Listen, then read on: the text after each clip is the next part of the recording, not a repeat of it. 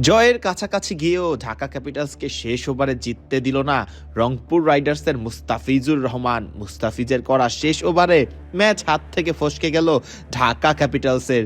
বৃথা গেল ঢাকার অধিনায়ক মোহাম্মদ মিঠুনের অর্ধশতক। তবে মুদ্রার উল্টো পিঠে বৃথা গেল না মাহমুদুল্লাহ রিয়াদের অর্ধশতকটি।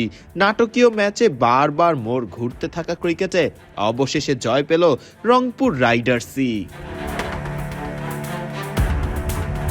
156 রানের মাঝারি মানের লক্ষ্যে ব্যাট করতে নামা ঢাকা ক্যাপিটালস নিজেদের দুই ওপেনারের ব্যাটে দারুণ শুরু পায়।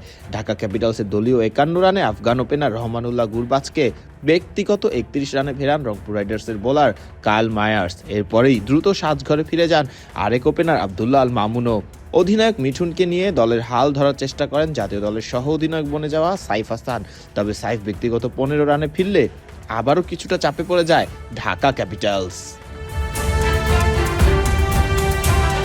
বিপাকে থাকা ঢাকা ক্যাপিটালসকে সামনে থেকে নেতৃত্ব দেন ঢাকা ক্যাপিটালসের অধিনায়ক মোহাম্মদ মিঠুন। এই ম্যাচে মিঠুনের অর্ধশতকে নিজেদের জয় এক প্রকার নিশ্চিত করে ফেলেছিল ঢাকা ক্যাপিটালস। শেষ দিকে মুস্তাফিজুর রহমানের শিকার হয়ে সাজঘরে ফেরেন ঢাকা ক্যাপিটালসের ফিনিশার শামীম হোসেন পাটোয়ারি। এরপরে যেন খেল হারিয়ে ফেলে ঢাকা ক্যাপিটালস। বিশেষ করে শেষ ওভারে এক মুস্তাফিজুর রহমানকেই যেন খেলতে পারলেন না ঢাকার ব্যাটাররা।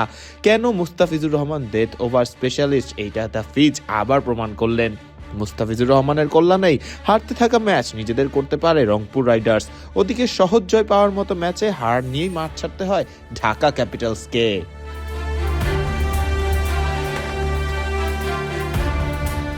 এর আগে টসে হেরে ব্যাট করতে নামা রংপুর রাইডার্সরা শুরুতেই একের পর এক হোঁচট খেতে থাকে। সুবিধা করতে পারেনি কায়েল মায়ার্স, লিটন দাস বা তাওহিদ হৃদয় কেউই। তবে ডেভিড মালানকে নিয়ে হাল ধরেন অভিজ্ঞ ব্যাটার মাহমুদুল্লাহ রিয়াদের ব্যাটে আসে 41 বলে 51 রান।